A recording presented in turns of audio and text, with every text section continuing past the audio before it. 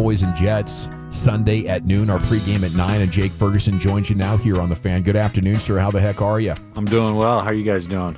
We're doing great. I guess that tie, it made us excited because you guys went out there and put all that points on the defense. How'd that tie treat you?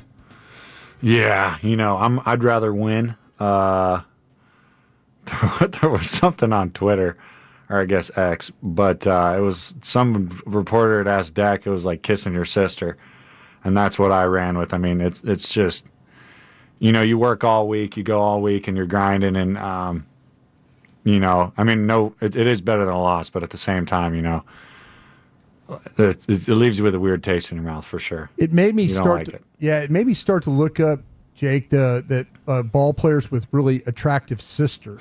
I fell down that rabbit hole. I think Brady Quinn. I don't know. Maybe there's some other players that have really good looking sisters, but it was a bad rabbit hole there for a little bit. What are your thoughts on that, Jake? Yeah. What was your that's thoughts? interesting. That's interesting. Yeah. I personally did not do that. I figured you wouldn't. But you are crushing 20 catches combined the last 2 weeks. Back in the end zone last week. Congrats on that. Thank you. How much do you track you're halfway to a career high right now, bro, for catches. Interesting. Yeah, I don't really look at the stats too much. However, I did want to get in the end zone. I always want to get in the end zone. That one meant a lot to me. But I'm never really looking at the stats too much. I really honestly just focus on, the grade coach gives me at the end of the game, and then, whether we win or lose.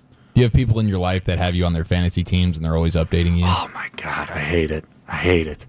Like, that's one thing, like fantasy and like stuff like that. And like, people are like, I got you on my fantasy team. And my go-to now is like, oh, that's a good manager. Like, you're good. You're doing well. Yeah. And then I had a buddy who, it really didn't happen. It only happened like my rookie year.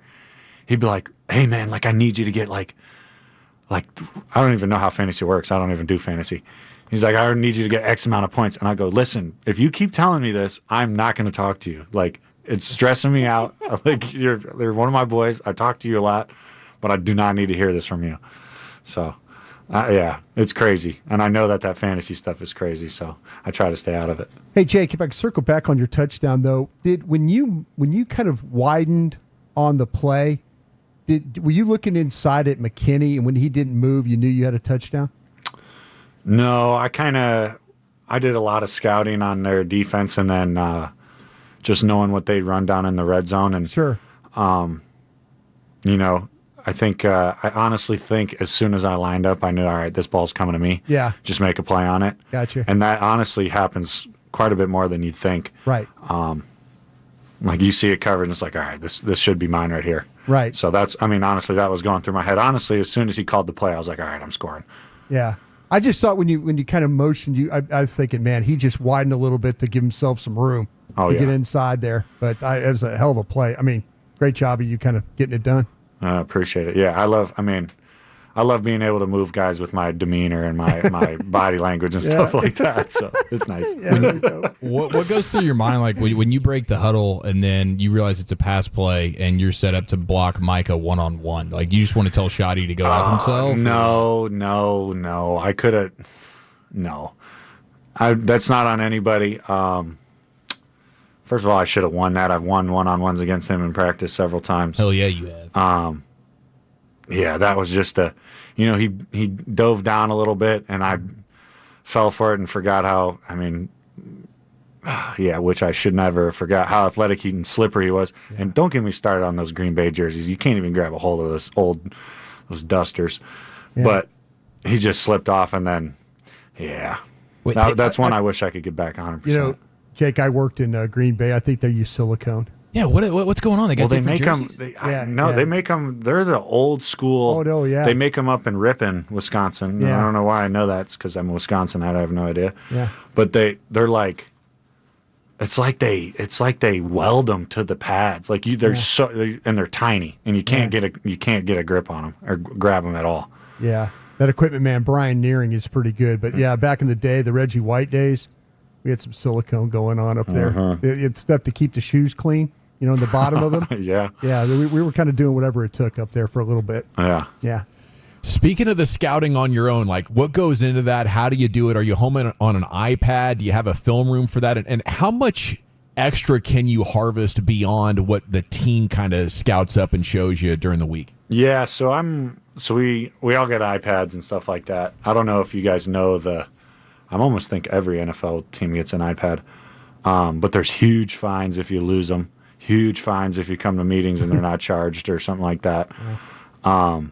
But yeah, just going home, going on the iPads. I usually watch the game immediately after the game, and kind of go into the next Monday, talking to the coach with like my thoughts and stuff like that, and then also self scout, and then all throughout the week, obviously watching film. But so yeah, all your cut-ups are on that thing too? All the cut-ups, all your red zone stuff, everything? Everything, yeah. Everything so you like, need, wow. Yeah, so each day installs go in. Like there's an app for your playbook. There's an app for like the film itself. Right. And then there's a couple other apps, but like I honestly only go on the film and the playbook app. And it's got like the coaches here can type some stuff up. Put in pictures and stuff for the playbook, and then they send it out that night. All you got to do is click down, like sync. Wow. And it syncs everything. And so like, let's say tomorrow we're doing red zone, which we are. So tonight the coaches will all be working. They'll put in red zone. And then like usually Coach Lunda Wells will text us and be like, all right, cut-ups are on your iPad. Like go check them out.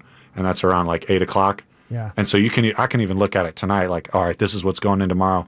Sometimes what I like to do is, see what's going in tomorrow, watch a little film on the red zone. Cause I love the way Coach Wells does it. He's got this tape that he starts basically on Monday/Tuesday of every scenario. And like, this is a bunch of stick routes like ran against these guys. This is like base blocks and all this stuff. And you can go in there and be like, okay, this is like what I'm marrying up. How does this look like based off of what we're trying to run? And like, you can just pull pieces and kind of just see what things might look like, or, what you're planning on doing and stuff like that. And so it's a great system, and yeah, you just got to buy in, obviously.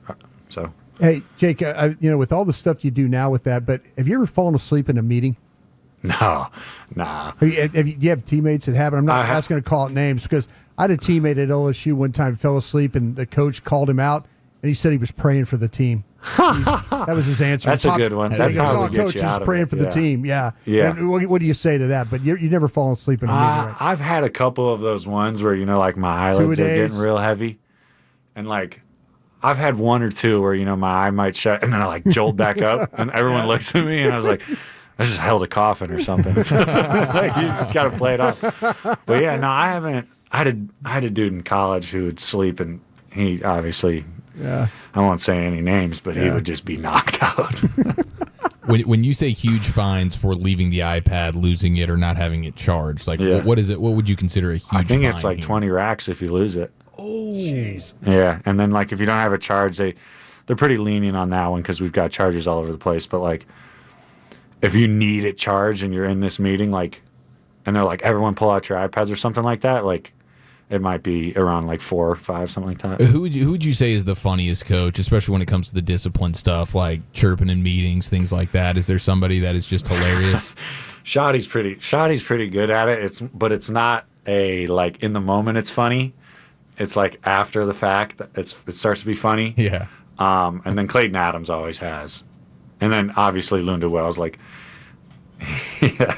he's got like, he'll take like for example, like he'll be taking the rookie through like a down block. So we have this down block that's a type of block or whatever, and Coach Wells wants it said just like he says it, like his words specifically, like just as he says it. And the rookie, I'll call him out, Rivaldo Fairweather, was finally starting to get it, and he'll be like, if he stutters at all, if he says it in the wrong order, if anything, we don't hear anything behind us, because Dub sits behind all the guys, and we all look back, and he looks like he's sleeping. He's like, "We're getting close, champ. You're getting close." And then so the other day, Valdo had gotten it right, or somewhat right, and Dub goes, "Oh, there's a God. There's a God."